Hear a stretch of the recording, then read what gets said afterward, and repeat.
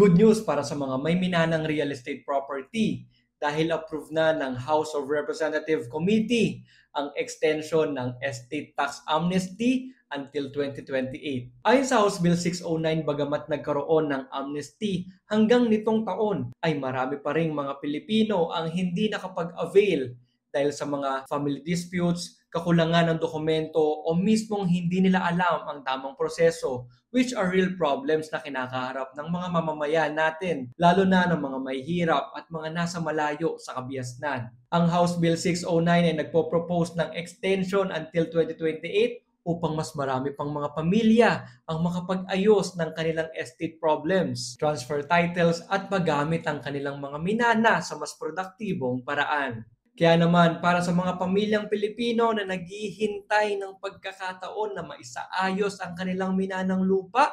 panibagong pag-asa po ito.